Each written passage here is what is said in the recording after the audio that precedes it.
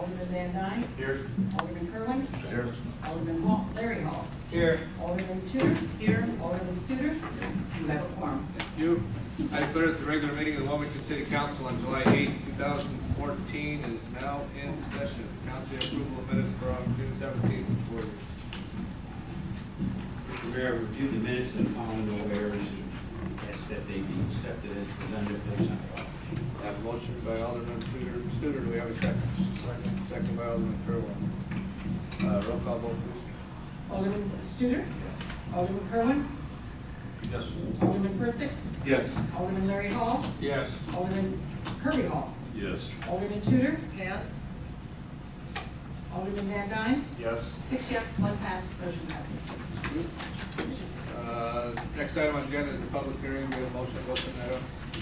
Thank you, Mayor.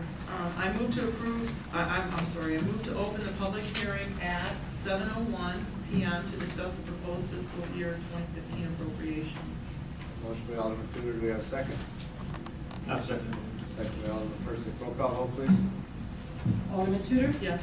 Alderman Kerwin. I'm sorry, Alderman Persick. Yes. Alderman Kerwin. Yes. Alderman Larry Hall. Yes. Alderman Kirby Hall. Yes. Alderman Van Dyne. Yes. Alderman Studer. 7 yes, motion passes. All right, at this time, the public hearing for fiscal year 2015 is now open. As we all know, this has been on document for, what we have it on, past few weeks now. I don't know what the date is anymore. We had it out there. June 18th. This is June 8th.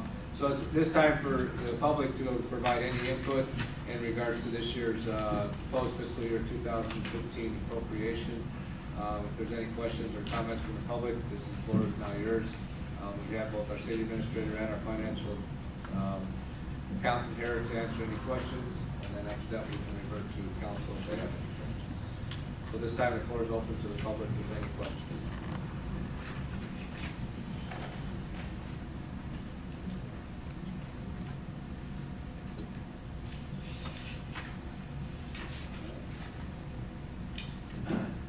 Right, why don't we go ahead and do this, Kevin, Tony, you guys want to just kind of highlight some of the few points in regards to the budget, and then after that time, the council, we have no input from the public, we will allow the council to ask any questions, and some questions may come up from the public during your guys' brief discussion in regards to this. So, Kevin, the floor is yours.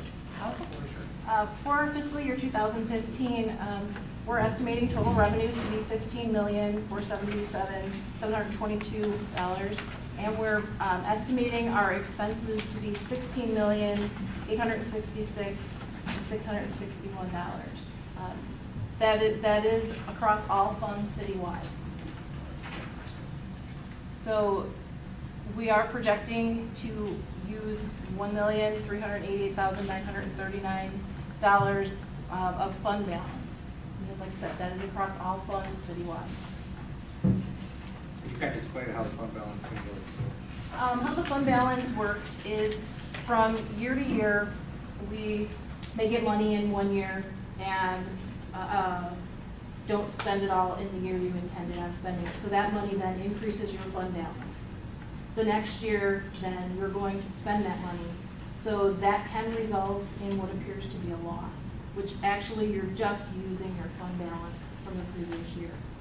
So, we have numerous funds across the city. So some funds are going to appear to show, so to speak, a profit, they'll be positive when they end the year. Some will be negative. Some of those funds that show up as negative is really using money that wasn't spent from the prior year. That's the easiest way I could think of to understand. Kind of as an example with the $150,000 we had set aside last year for the city hall improvements wasn't spent, so that money reverts into the fund balance because we intended on utilizing it this year under this year's fiscal budget to be spent. Right. That's the best way to explain it. This is the simplest way for non-accounting people. Tony, do you have anything to add, or? Well, it's a work in progress, very short work in progress. For next Tuesday's Finance Committee, we'll have an update. There are some proposed changes, which is basically more getting the dollars more accurate in some of the funds because we know some of the expenses that are coming in. Like today, we had the opening of the bid for the city hall, so we'll plug in the actual numbers of what those are. And it came in under our projected bid estimate. And then we're also working with the police department yet on salaries, when those officers will start. One replacement officer still, we still haven't selected that officer yet, but they are down to the wire with one candidate that qualifies. Hopefully after today, we'll have a date when that person will be eligible to start, and then we'll plug in his salary to be more accurate, because right now we have a full 10 months of salary for that officer. And then one more additional officer, understanding when that person might get hired, when it goes to the PTI school, might not be till the end of September, October. So we got a little bit of salary numbers we have to get more accurate, and then some of the projects, and then especially with the storm this last week, we'll clean up a little bit too. Some of the accounts where some of the expenditures were made, because we definitely had a lot of fuel costs in regards to diesel fuel numbers, generators, and things like that. But that's stuff that Kim and I will work on with the department heads the next day or two and get a more accurate final numbers for next Tuesday, and we'll be able to present that to the finance committee. So, the one thing to be very cautious, as we have been the last couple of years, is our fund balance is, sort of staying, stable a little bit. We're gonna have about $200,000 that isn't gonna be allocated. That's a low number. I mean, we should be starting to build that number off. And hopefully this year will be our year of turnaround, with some new revenue coming in from Bridgeport and some of the others. But we didn't include all that revenue in this year's budget, just rushing very conservative. And we also, in regards to the water and sewer funds, we didn't change any of the fee structures yet, because we're gonna talk about the fees and reevaluating those in September and October. Or we just use the current fees, which does balance those accounts out. So we'll have to talk about if there's gonna be any rate structure change for next year, like we did in January of this year. So a little more work to do. Next Tuesday, after the finance committee meeting, it'll be on city council. We need to approve a budget so it can get filed in a timely manner, so we can, be in for the appropriations. And we have to file it by 31st of this month. That's where we're at. Can I ask a question? Yeah. First of all, Tony and Kim, I appreciate your work on laying out the expenditures and the revenues of all these funds, and I do also appreciate you pointing out that there are money in the funds that were not used last year that are kind of showing an offset there that's kind of shocking. But what I'm looking for, and I think the comfort zone that I think some of the aldermen here are also looking for, is we're trying to ascertain what number we are using out of the fund balance that isn't money that was set aside from last year that needs to be used this year. Do we have an idea of how much fund balance that we're drawing against that isn't money that was earmarked from last year to be spent this year? Well, on the 1.3 million, 900,000 of that is actually at the base something. Right, understood. So we have about 450,000. Some of it, 150 of it was the city hall improvements we're going to do. But we could break that out in more accurate numbers. A lot of it's just small numbers, each fund, one was not used. But generally, it came from big numbers, the police facility. We haven't extended those funds yet, so we carry them over. We received that from next year. So, But you're not telling me that we're using 400,000 in fund balance to balance the budget this year, right? we're using probably about from last year's fund balance, which was a little over 400,000, probably uses about 200,000 of that. In the reserves, what you're saying, I guess The that's what I'm reserves. looking for. Reserves. We're using 200,000 in reserves to balance this budget this year. Yes. that number's higher than what we had talked about in our budget meetings. It was significantly lower when we were in budget. Yeah, we're about 80,000. We're up about 130,000 right now. Part of that is we have more accurate revenue numbers. Talking, I went back to the businesses and really asked them to tweak their revenue numbers for us on sales tax. And when we went back to House of Trucks, talking to the actual accountant, found out that about 40% of their sales tax is actually comes in, doesn't pay sales tax because it's ICC, it's interstate sales, so they don't pay the sales tax. So that number they gave me was a little high, so we got it more accurate. So the reason the number changed was our revenues changed, our expenses didn't. And that's why we have to go back and really look at our expenses now to see where we can maybe bring those expenses down, since that revenue stream that we had projected was maybe a little more than what we know we're gonna receive. So hopefully by next Tuesday, we'll have that broke out for you. They try to get that $200,000 fund balance use maybe down by $50,000 or $60,000, and that might be a reasonable number, but much more below that. I think we're sitting right, we use probably about 150 of the fund balance, just the way the costs are coming in. And does that take into account the additional expenditures with the storm and everything that you guys referred to earlier? We'll have to look at that. I'm hoping So it it's does. possible it'll be a little bit more, but I can't. I mean, I got some Add to numbers, that. I got some numbers today from the department heads, what was expended. I mean, we know we spent $9,000 on the generator for the water plant to keep that up and running. We had a lot of fuel costs out at the wastewater plant, that we had to keep that generator up and running, and along with this generator. So we're looking at maybe about $25,000 in cost to, for the storm, about 30,000. So we gotta try to pick that up someplace possibly in the budget. And we'll be seriously pulling the budget apart again to see if we get these numbers closer.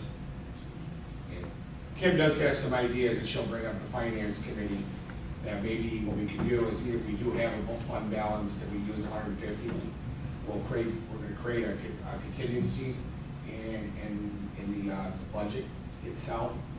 So all those projects or things that we think that we might do, but maybe are not high priority to do, their need, we'll put that into a contingency. And once it's in a contingency, by policy that the council can pass, and actually under the accounting rules, anything in a contingency budget cannot be expended by a department head without city council approval. Not committee approval, will have to get city council approval. So, if one of the checks and balances we can put in, since we're getting kind of close, is we're gonna propose that next Tuesday, is to move some of these dollars into a contingency budget. So we'll keep an eye on the revenue streams. If the revenue streams look like they're doing good, then we can maybe expend some of that contingency. If it's not, then if it's not a priority, and like a life safety and public health safety priority, those projects will be put on hold. Those expenditures. So hopefully that'll help a little bit more management, fiscal management controls that we put on, and that'll at least keep the council aware and department heads to understand where we can't spend the money unless it's our absolute need. That's part of that $250,000 that we have left, that's not called for. 200 some odd thousand. Yeah, Yes. okay, yeah. Correct. We line up projects that are in that contingency, because every year we have, in our budget, I think it's pretty common, every year we have projects that we intend on doing, but we don't get to, as you can see with the fund balance. It happens every year, it's not uncommon, where you may show those negative numbers, but that's just how projects you're hoping to do. If the revenue don't come in, those projects don't do that, we get pulled into the next year. Just a process. So we'll be working on this. So next Tuesday, 6 o'clock, finance committee, we're going to dedicate time to go through this. Things you can. 6 o'clock. 6 o'clock. Tony, when you try to discuss the expenditures, whose expertise do you use to decide what to take out and what to keep in? Department heads for one, and the other is the trends. If operating trends sort of give an indicator, you know, we don't want yes people, you know, just to say, okay, take that $10,000 out, that helps you make your budget work. I'll maybe try not to spend it. Now, we'll look at the actual trends, 5 years of expenses, and then we actually talk to the department heads and truly ask them, you know, hey, this trend is showing for the last 5 years, 4 of those 5 years, you actually spent this much money in operating. So maybe we need to really look at that number instead of maybe being $8,000 for supplies, maybe it should be $6,000. It sounds tedious, but every $1,000, a couple $1,000 we can find everybody's budget. Before you know it, you got real dollars. Could have $30,000 or $40,000 that we're gonna put aside in contingency. And we could put a contingency of operating supplies. That's just there so that, just in case, we do have some operating costs that we don't have control over, like a storm or something like that, then we would have to go into that contingency fund. And those are basically how we come up with the numbers. Trends are usually the best. And then we do ask department heads to go out and get some forecasted dollars on some of their supplies from their dealers to say, is there anything going to be going up on a certain chemical or a certain use? And then we do go to the public, the private side too, and look at trends with oil. And we know oil is something that's going to hit us, especially with asphalt cost and with gas and oil. So we'll look at some of the futures and see what they're showing, where the gasoline prices are going to be. So we're not in a bubble because we're public. We want to try to get the best numbers we can even from the private side. How about services that we provide to the citizens? How do we decide if one certain service is not important and one is? You know, that's basically things that we can bring to your attention, saying that this service is costing us this much money, and then at committee level, you that could debate if you want to continue that service. We can look at some of the services and have that sort of dialogue at the committee level.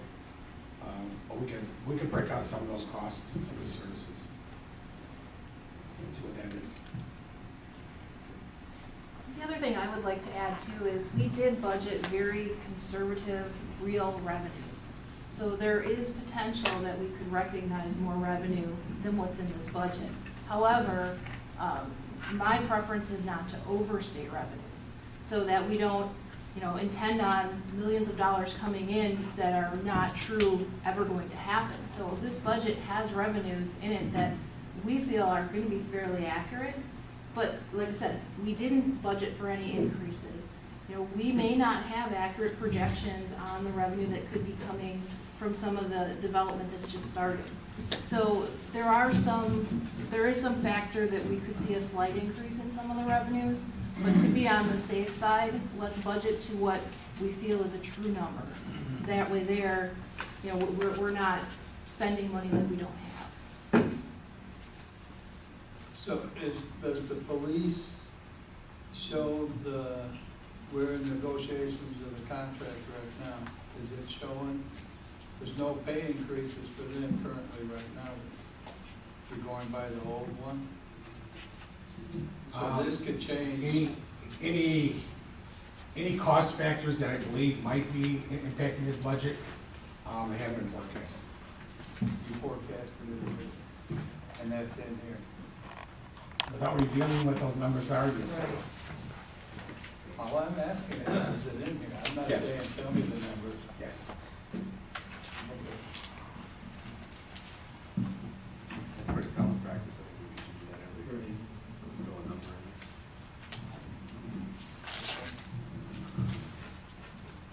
He knows where I'm going. Yeah. All right. After all this debate, is there any questions from the public? We get a motion to close the public hearing? Move to close the public hearing at 7:18. Okay, motion to close the public hearing at 7:18 by Alderman Studer. Do we have a second? Second by Alderman Studer. Roll call vote, please. Alderman Tudor? Yes. Alderman Studer? Alderman Kirby Hall? Yes. Alderman Larry Hall? Yes. Alderman Kerwin? Yes. Alderman Van Dyne? Yes. Alderman Persick? Yes. 7 yes, motion passes. All right, next item is